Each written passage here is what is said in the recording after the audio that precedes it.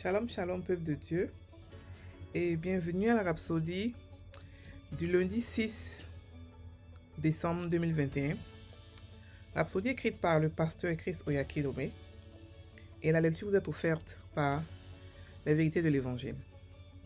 Le thème d'aujourd'hui est « Soyez inspirés par son espérance » et le verset de Romains 5, verset 5, qui dit « Or, l'espérance ne trompe point. Parce que l'amour de Dieu est répandu dans nos cœurs par le Saint-Esprit qui nous a été donné. » Alléluia. Le pasteur Christ dit, la Bible nous montre que l'espérance est l'un des principes qui existera dans le monde à venir. L'espérance est la capacité d'espérer et de se projeter dans l'avenir. Jésus a fait preuve d'espérance dans sa belle et inspirante prière dans Jean 17. Alors qu'il remettait ses disciples entre les mains du Père, il a dit, « Ce n'est pas pour eux seulement que je prie, mais encore pour ceux qui croiront en moi par leur parole. » Jean 17, verset 20. C'est incroyable de voir à quel point Jésus a confié ses espérances au Père en ce qui concerne l'avenir de ses disciples et de ceux qui croiraient en lui par leur témoignage. Il avait non seulement la foi, mais aussi l'espérance. Il s'en est remis au Père avec espérance. Quelle inspiration! Il y a un autre cas où il a démontré un si grand espoir. C'était lorsqu'il avait prié avec une grande angoisse et une grande agonie dans son âme dans le jardin de Gethsémani, de telle sorte que la sueur coulait de son corps comme de grosses gouttes de sang. Mais je veux que vous observiez le contenu de ses prières. La Bible dit qu'il a prié en disant, « Mon Père, s'il est possible que cette coupe s'éloigne de moi, toutefois, non pas ce que je veux, mais ce que tu veux. » Matthieu 26, verset 39. Jésus était un homme de foi. Mais dans ce contexte, il était plein d'espoir. Il a enduré la croix à cause du résultat de son espérance. Jésus a fait preuve d'espérance pendant qu'il était sur la croix. Il a espéré même dans la mort. Quelqu'un est-il? Voici le Christ auquel Paul s'est référé lorsqu'il a dit, dans 2 Corinthiens 5, verset 17, « Si quelqu'un est en Christ, il est une nouvelle créature. Les choses anciennes sont passées. Voici, toutes choses sont devenues nouvelles. » Maintenant, vous êtes en lui, vous pouvez placer votre espérance dans le Père, tout comme il a fait. Même face à la mort, pouvez-vous espérer dans la prière que ceux qui s'opposent ouvertement à Christ pourraient vraiment croire et tourner leur cœur vers lui, comme Paul de Tarse, et recevoir le salut pour leur âme par la puissance du Saint-Esprit? Apprenez la valeur de l'espérance.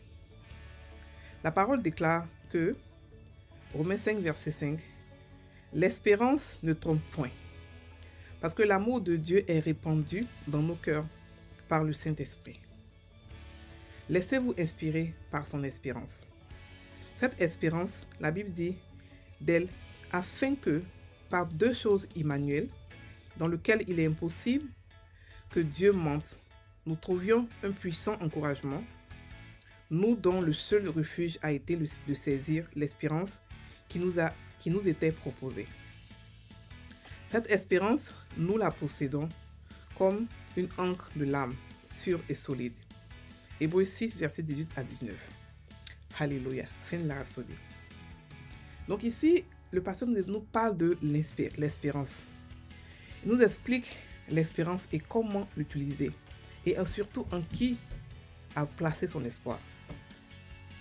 Il a expliqué que Jésus, il a pris deux exemples ici. Il a dit Jésus a placé son espoir en Dieu. Lorsqu'il a fait la prière, sa prière ultime de Jean 17, où il a prié à Dieu pour le monde entier. Il savait qu'il a prié pour les gens à venir. Il a prié pour le futur. Il avait placé son espoir en Dieu tellement puissamment qu'il a pu prier pour le futur. Et aussi, Il a dit ici aussi que lorsqu'il devait mourir à Gethsémani, il a fait la prière. Il a dit non, toutefois non parce que je veux, mais parce que tu veux. En fait, ici, ça nous explique que l'espérance, c'est croire, placer son espoir en Jésus ou en Dieu pour les choses à venir. L'espérance est différente de la foi, dans le sens que la foi, c'est maintenant. Lorsque vous voulez obtenir quelque chose maintenant, vous l'obtenez maintenant par la foi. L'espérance, c'est prier pour les choses futures comme Jésus a fait. Il a dit que priez pour vos enfants. Priez en espérant que Dieu, ou en ayant la foi que Dieu va les protéger. Que Dieu va accomplir ce qu'il a décidé dans leur vie. Et que Dieu va prendre soin de vous demain, aujourd'hui, après-demain. C'est ça l'espérance. Et beaucoup de chrétiens mélangent l'espérance avec la foi. Et beaucoup de chrétiens disent Dieu va faire, Dieu va faire, Dieu va faire. Alors il y a plein de choses que Dieu a déjà fait. Que Dieu veut qu'on le prenne par la foi, pas par l'espérance. L'espérance est dans le futur. C'est prier pour des choses futures. Et l'espérance qu'on nous demande aussi dans la Bible aussi, c'est savoir que on va un jour quitter ce monde, on va partir avec Dieu pour vivre éternellement dans la Nouvelle Jérusalem. Ça, c'est l'espérance. Ou aussi prier pour des choses futures. Mais lorsque vous avez besoin de quelque chose maintenant, c'est de la foi qu'il s'agit, pas de l'espérance. La foi prend les choses maintenant, pas demain. Donc ne mélangez pas la foi et l'espérance. Si vous avez besoin d'un miracle maintenant, n'espérez pas. Pratiquez votre foi. Si vous savez que c'est quelque chose que vous avez besoin dans quelques temps, dans plus tard, vous appliquez maintenant l'espérance, comme Jésus a fait. Il a prié pour des choses futures. Mais ne mélangeons pas l'espérance et la foi. C'est deux choses différentes. Placer son espoir en Dieu est la meilleure manière de pouvoir utiliser son espérance. Parce que Dieu est plus puissant que nous. Dieu peut nous protéger au-delà de ce que nous pensons. Il peut protéger nos enfants, nos petits-enfants, toute une génération. Vous pouvez prier pour toute une génération. Tous vos enfants et petits-enfants, vous pouvez prier pour ça. Ça, c'est l'espérance, parce que vous ne serez pas là. Mais par contre, la foi, maintenant, si votre enfant est malade, vous priez pour lui maintenant. Il doit guérir maintenant. Ne dites pas, non, Dieu va faire. Un jour, je vais devenir riche. Un jour, ceci. Non, ça, ce n'est pas l'espérance. Ça, vous utilisez l'espérance mal placée. La foi, c'est maintenant. L'espérance, c'est dans le futur. J'espère que vous avez vu la différence entre la foi et l'espérance. Dieu ne va pas faire. Parce qu'il a dit, tout est accompli. Dieu a déjà fait. Il marche par des principes et par des lois. Et nous devons, en tant que chrétiens, les connaître et les utiliser. Donc, ne croyons pas qu'un miracle qu'on veut avoir, Dieu va le faire plus tard. Non. On peut l'arracher maintenant avec la foi. On peut arracher tout ce qu'on veut maintenant avec la foi.